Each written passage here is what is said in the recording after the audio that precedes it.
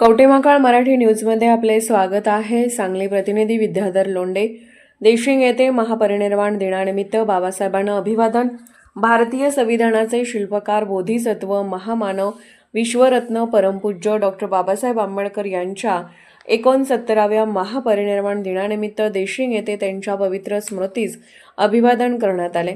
बाबासाहेबांनी लोकांचे जीवन सुधारण्यासाठी अथक परिश्रम घेतले.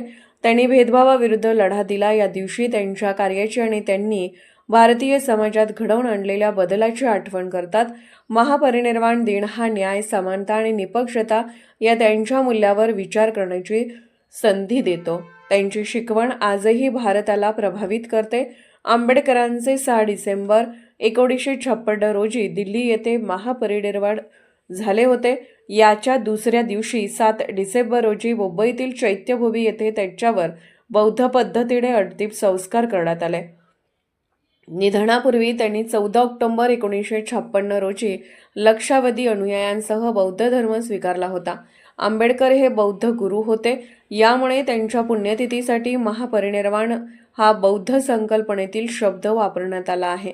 6 डिसेंबर रोजी भीमसूर्य अनंतात विलीन झाला, पण पिढ्या पुरेल इतका प्रकाश देऊन गेला. यावेळी देशिंग येथे संस्कार भवनामध्ये सकाळी प्रमुख मान्यवर व समाज बांधवांच्या वतीने बाबासाहेबांच्या प्रतिमेस पुष्पहार अर्पण करून अभिवादन करण्यात आले व मान्यवरांची भाषणे झाली. तसेच सायंकाळी संस्कार भवन ते देशिंग स्टँड पर्यंत शेकडो मेणबत्ती प्रज्वलित करून बाबासाहेबांना आदरांजली वाहण्यात आली.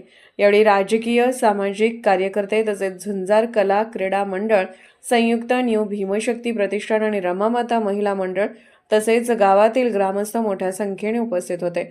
कवठेमहाकाळ मराठी न्यूजसाठी मुख्य संपादक विद्याधर